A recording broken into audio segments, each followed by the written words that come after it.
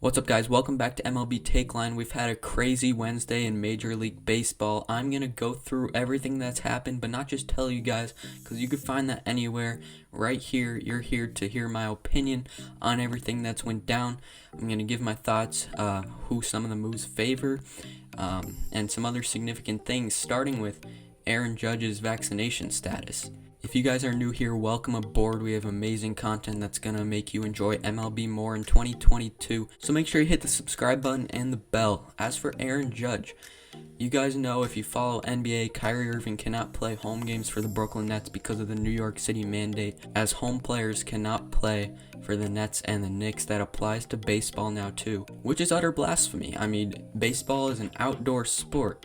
Now, Aaron Judge, he was asked yesterday about his vaccination status. It's interesting that this came up in neither 2020 nor 2021, but Aaron Judge was asked about the vaccine, and he kind of worked around the question, yet hinted that he was definitely not vaccinated, and he was just, hoping that the situation will work itself out by opening day. He did say he's not really worried.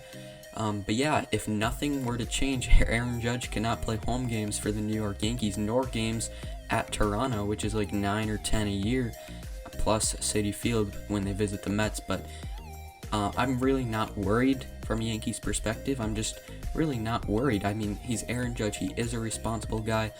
I believe that the mandate will possibly change. I don't quite want to say likely, but it's definitely a possibility with NBA playoffs starting, MLB starting. You got to be able to let Yankees players, Mets players, and Kyrie Irving, the unvaccinated people of the world, play as it gets to a bigger time in sports. And if it doesn't change, I think Aaron Judge, if he's going to have any shot of being a New York Yankees captain, he's going to get that vaccine. I can't see Aaron Judge putting his beliefs over his team, unlike Kyrie Irving. Kris Bryant is headed out to Colorado. The news just broke. 7 years, $182 million deal. Definitely interesting and different, but I'm not a fan of the people who just say that this makes zero sense whatsoever. I mean, the Rockies, it's a little interesting to pay someone this much when they're definitely in a rebuilding mode now, as they're not going to bring back Story, obviously. But here's the reality. You're gonna spend some money. There's gonna be money to be spent during rebuild years, and I'm sure they have hope, at least, that this is something where they could return to contention in 3 years or so. And I guess there's some far out shot possibly that they re-sign Story, but I obviously don't see that happening. But yeah, $26 million a year for Bryant. I mean, with or without this, they're gonna have a lower payroll in the league, so I mean, there's really no issue with spending some money on him now, and they're going to return to contention, in their mind, hopefully, in about 3 years, where Bryant is still a very much contributing factor on their team. He's 30 years old now, so, it's more for years down the road, later this decade, that this could potentially help the Rockies with, rather than right now, I think. So Matt Chapman was traded to the Blue Jays. Not a big surprise that the A's got rid of Matt Chapman. I do not like the fact that the A's are tearing it apart. You were 86 and 76 last year. You were not losing any key players to free agency. Build around the core you have. I mean, this is one of the worst decisions in MLB history for the Oakland A's to go into. Not only a rebuild, but a pretty big rebuild. I mean, they're just getting rid of everybody left and right, from Bassett to Olsen to Chapman. That's 3 really quality players. Now, they're getting prospects in return, a pretty big prospect haul for all 3 of them, especially Olsen and Chapman. But at the end of the day, I mean, the Oakland A's have had a tendency to do this throughout their history. When they have something good going, they get rid of it and start over. It makes no freaking sense. Something I thought of just now was that the last time Toronto got a former Oakland third baseman was when they got Josh Donaldson ahead of the 2015 season. Donaldson obviously won MVP in his first year with the Blue Jays, so maybe that's a good sign of things to come for Matt Chapman. Overall, I have been one to say that Matt Chapman is overrated. Like, I even said that before the 2020 season when people were ranking him as like the 13th best player in baseball. I never saw him that high. And then I guess it's aged well because he really hasn't been a good hitter the last 2 years. But, I think what you're going to get is solid offensive production and a gold glove over at third base. The one other significance to this Chapman deal is that this means Vladimir Guerrero Jr. will be playing first base for the Blue Jays. He will not be going back to third base. which ensures that the Blue Jays will not be getting Freddie Freeman unless, obviously, they were to put Vlad at DH full-time, but at the end of the day, Freeman looks much more unlikely than its already unlikeliness. Couple more things that happened today. It was just a massive day. All hours of the day, things were kind of happening.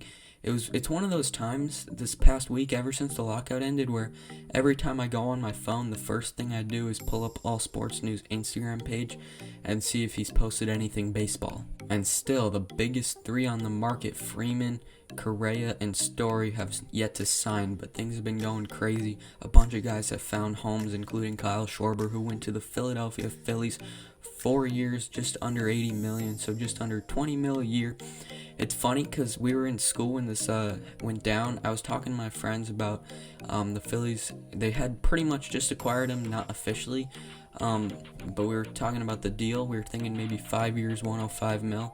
So that was 21 mil a year. So it turns out he's getting 20 mil a year. So I think that this is a good deal for the Philadelphia Phillies. They added a new member to their core, a very strong member. They've been adding people, about one solid player in off-season, man. The Phillies have built up a really solid core. They're still sort of in that average, but definitely towards the above average side of average right now. Ideally, Schwarber would be a DH. I think that's maybe what they'll do with him. But Dave Dombrowski, the Phillies GM, did state earlier in the offseason that with the DH coming into the National League, he would prefer to not have a DH that was the set guy for the role. He would prefer a DH by committee, which I kind of like the idea of not having a set DH, because then you could really cut down on players' off days if you just alternate every day, basically, in the DH. The Braves made a good deal. They signed Eddie Rosario, re-signed Eddie Rosario, 2 years, 18 mil, so they're doing a good job retaining that championship outfield that led them to the promised land, where when they had Duvall, Peterson, and Rosario, they before the lockout they re-signed Duvall. Now they re-signed Rosario, and there's not going to be a need for Peterson with those two plus Acuna in the outfield. The Cubs signed outfielder Seiya Suzuki, the top international prospect this offseason, 5 years, 70 mil. He's gonna, we'll see what he does. Obviously, there's less sureness with the international players, but because we haven't seen them play at this level. But I'm excited to see what he does. There's obviously potential. The Cubs have been making moves all offseason between before and after the lockout, and this is another addition.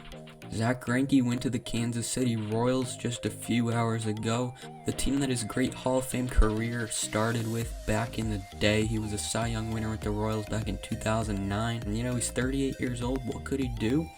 I would project him to have maybe a 3.80 ERA. He's still above average. It's a 1 year, $13 million deal. He could obviously mentor some of the younger pitchers on that Kansas City team that's kind of still in a rebuild. And this one, it happened last night, right around the time I guess I was going to bed, but I didn't see it till this morning. That's the New York Yankees. Anthony Rizzo is going to be the first baseman for the New York Yankees for the next 2 seasons, a 2 year, $32 million deal, and I was disappointed to see. I mean, I have been very vocal about preferring Voit over Rizzo by a little bit, but especially when you're talking about paying money just to stay at the same level of production that you would have had with Voit at first base. And you're saying, okay, Voit gets injured, but I've always felt the Yankees have been okay with that as a possibility because of DJ LeMahieu's ability to be a good backup first baseman. If DJ were to get taken out of his second base role to go play first, well, they have Gleyber Torres for second base, Connor Falefa for shortstop, they have Donaldson. They have a lot of infielders that they could work with if somebody like Luke Voit were to get injured. Welcome back, Anthony Rizzo. I like you. But at the end of the day, I was getting really excited to potentially sign Freddie Freeman. I thought it was a possibility. It was an amazing fit. If you had Judge 2, Freeman 3, Stanton 4 in the lineup, we're going to win the World Series, but that's not happening. Yankees have got to get busy. What I said, they have to make Voit, they have to commit to Voit being full-time DH. You cannot have that good of a talent be on the bench most nights like they did last year, late in the year after they acquired Rizzo.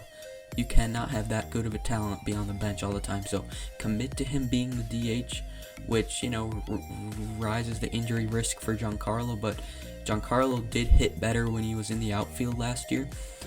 So I would like to prefer Stan in left. And when you want to not play Voit, which could be like once a week, max twice a week, you could DH Stan, give him a couple days here and there at the DH spot, but lock Voit into that DH role. If you're not willing to do that, trade Luke Voit for a good return. There's got to be some team out there who values Luke Voit like I do. Just a really, really good hitter in this league. At least with Rizzo being back, you do have another lefty to the righty stacked Yankees. Thank you guys so much for watching. I remain excited for baseball season and all the videos that come with it. Smash the like button if you enjoyed the video. Follow me on Instagram and TikTok. It's in the description. We'll see you next time.